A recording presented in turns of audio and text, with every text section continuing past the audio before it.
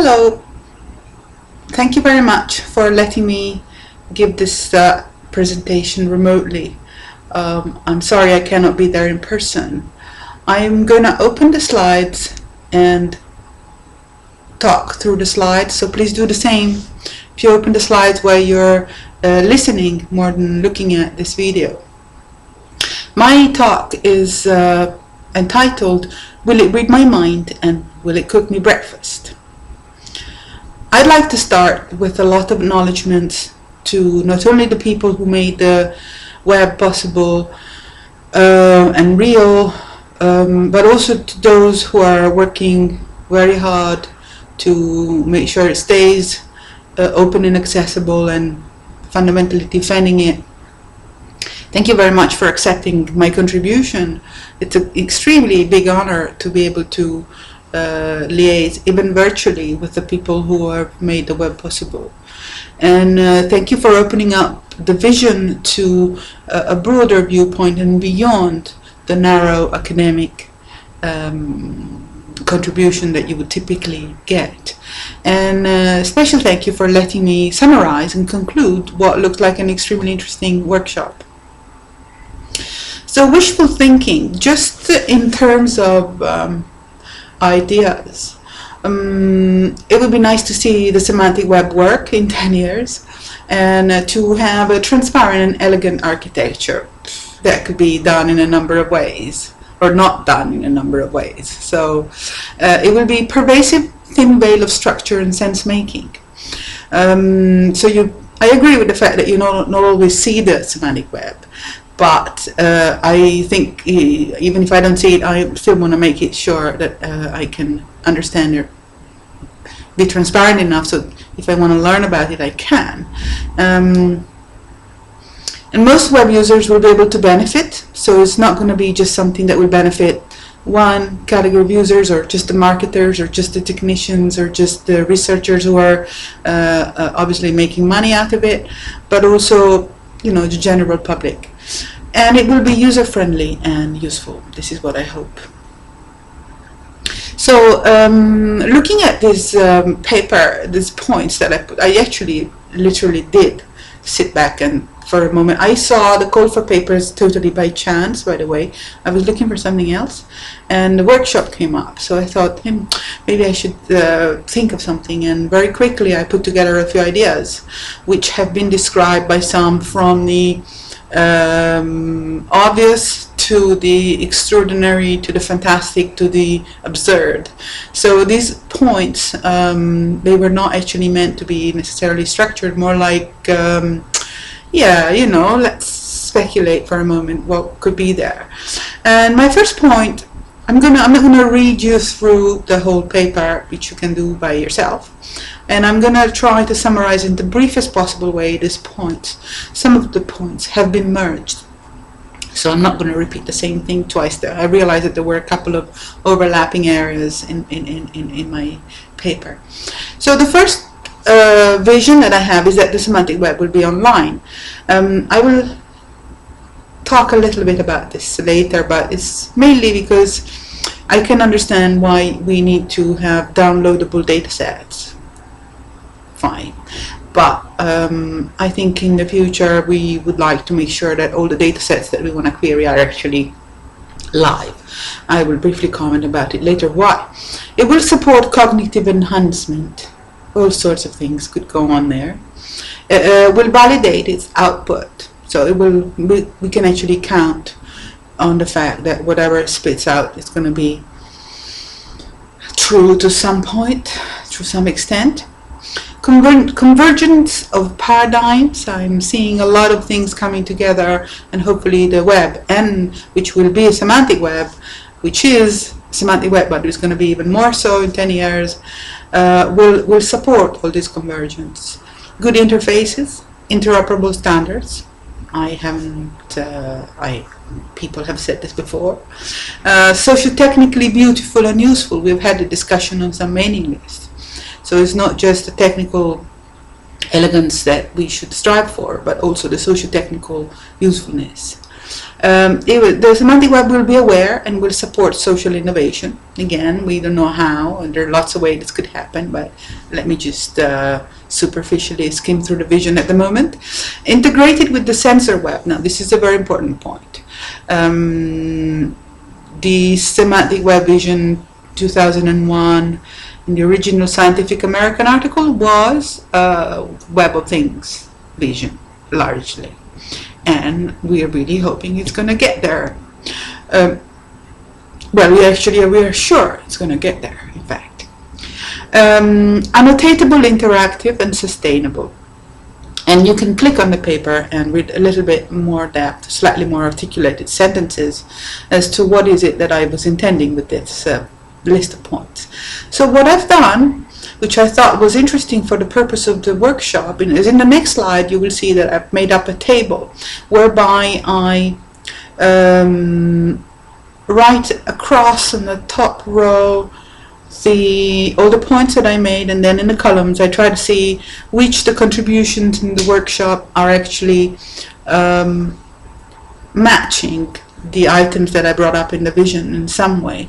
Please note that yes, I have merged some of the issues, and the result is, if you go to the next slide, you look at the table, you will see that most of the papers that were presented at this workshop, I have read them quickly, they seem to match at least one, in some cases more than one, of my items, except for 3 topics or 3 areas which I have highlighted in blue. You will see that there are 3 columns in the table which are highlighted. These areas are slightly more visible in the next slide. So in the next slide I put together these themes as bubbles, and I color in different color, in pink rather than blue, the 3 bubbles that do not have, I could not find particularly direct correspondence in any of the papers presented at this workshop with the items I put together. So these 3 issues are, next slide, online. So nobody seemed to be bothered at the moment that the fact that the semantic web in use, or the usable parts, reliably usable parts, are actually not yet live.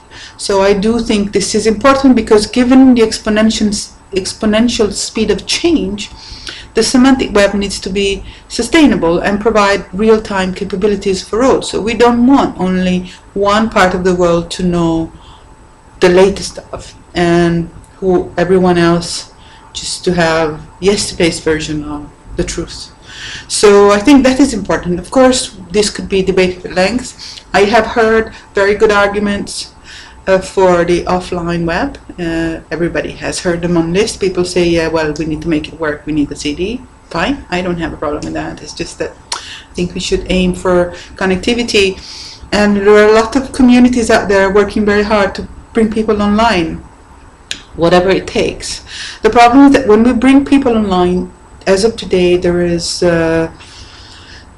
are very important cognitive gaps and learning gaps. So not everyone who gets online actually manages to benefit from the web in the same way. So this is a little bit the learning space that I'm really focusing on, and I'm really interested in learning more and practicing more.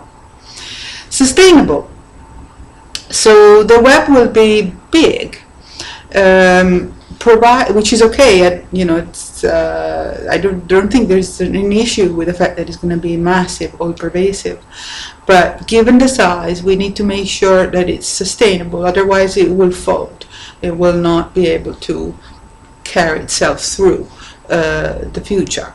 So sustainability is another important issue which I would like to see addressed more in the future of the web, and interfaces. So the lack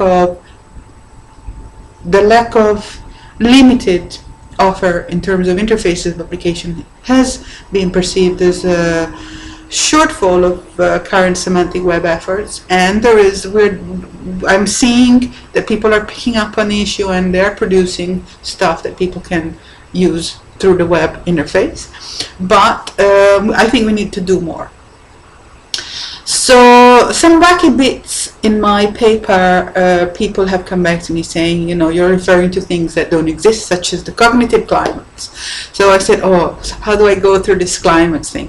I looked it up to make sure I was using appropriate language, and it turns out the climax is perfectly legitimate word in figure of speech, and rhetorical and poetic device. Is a rhetorical and poetic device according to Encyclopedia Britannica and other sources. So when apply to domain of cognition, what do we mean with cognitive climax? And well, you know, what I was thinking of was like what happens when we achieve optimal knowledge. So when we know everything that we want to know, or everything that we need to know, what happens to our cognitive state, and that's what I refer to as a cognitive climax. I also talk about knowledge boundaries dissolution, and it's not a topic that I can exhaust in a slide in a few minutes, but I think the bottom line here is when we start looking at reality as a whole, thinking reality as a whole, as opposed to reality as a set of parts. So this is necessarily interdisciplinary perspective. So we've moved away now from the strictly computer science realm, and we're trying to embrace a broader perspective, which is very important for the computer science domain, which is a bit of the psychology or the philosophy. But at this stage, in the knowledge boundary dissolution broader sense of the word, we no longer look at issues based only on one perspective. We consider as many perspectives as we can possibly handle. Now the semantic web hopefully will be a platform that will help us handle all the possible perspectives. I know it's a big claim, but I think that's what we're going for, aren't we? And enlightenment, I talk about enlightenment. I don't have any taboos. Not sure whether it's possible, not sure what is meant by it. I think theoretically it could be perfect knowledge attainment, which is a little bit referred to the other two items on the slide, but doesn't have to be like that. I have added some interesting references in the paper if you're interested. And the fact that someone has never experienced the cognitive climax doesn't mean that they will not do so in the future. So will it read my mind? Very likely. There has been a lot of work done in this space. Mind reading software actually until now refers to predictive technologies. So will the software be able to figure out and guess what you're doing next, or what you're looking for, or what you need, based on your past behavior? But this is not exactly what I'm thinking of in terms of will it read my mind. Will it read my mind? Will it be able to sense my state through some kind of information exchange which is non-physical? It could be virtual, or it could be partially virtual and partially physical, which is something which I have seen when I talked about at some point I talk about sensors which are not only physical, and then I saw Amit Sheth, I cannot pronounce it, putting forward the cyber-physical, cyber-hybrid notion, and I think, yes, this is what I'm thinking of. So I don't know how the semantic web is going to read my mind, and there are a lot of possibilities, but I am pretty sure that there is a point to pursue there. It will know more than we have told. How we, we'll have to work it out. And it's possibly scary stuff, but we should definitely prepare for that, because that's what's coming. In fact, that is where innovation is. And will it cook me breakfast? No problem there. I think that cooking breakfast is going to be relatively trivial. A lot of other things that behind the cooking breakfast are less trivial and very interesting to be explored. The capabilities will be there, I think, through web-enabled sensor devices. complex architecture. We have been working on it already, and I think that's where we're heading for. Now, this particular picture I've taken from one of the links pasted in the previous slide. Actually refers to, it is nice because it shows the cooking breakfast, but it's referring to predictive technology. It's showing someone who has got some clever software which can tell based on the history of the person what they may want to eat for breakfast, and they bring it already. But again, when I'm talking about will it cook me breakfast, I'm more thinking of will it be able to serve as a software for configuring automation throughout the real world, and this is more or less what I mean, not exactly conveyed in the picture, but I think yes, we are definitely going there. More importantly, the semantic web will be moving towards the general intelligence paradigm, another big topic. I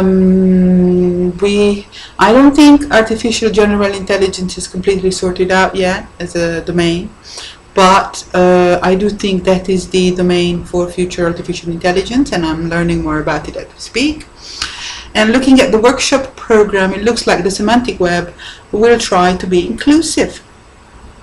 So we'll try to make sure that everybody's viewpoint is in there and is supported, which I think is fundamental. So thank you for that. Now I wish you a great hands-on session. I am very sorry I'm not going to be there. I see you've got a breakout groups in the program.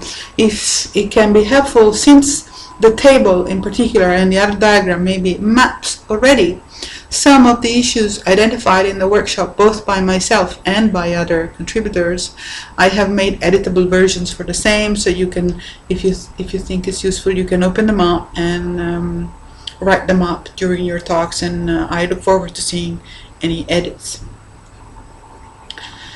Plugs.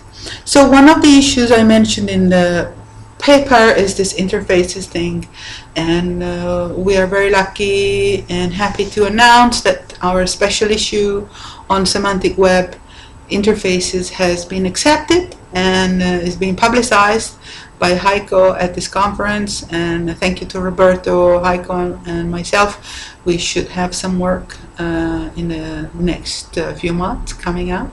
We have started a W3C community. We hope other people will want to join, and we also have a web page. So thank you very much for listening. Any questions? Credits, a lot of thanks to everyone who has produced materials or input or comments or feedback for this paper, and for accepting it especially. Questions, I put up an IRC channel. I'm not too sure how I'll be able to participate in the panel remotely, but should there be any talk, I'll try to be online. And please get in touch. You know my email. Thank you very much. And oh yes, I suppose this is more or less it. Yes, I do have a special hat that I thought I should wear just to say goodbye. Yeah, sorry, I didn't wear any hats during the talk because I thought it was disrespectful, but I really was dying to put this hat on. Hey, I'll see you later, I guess.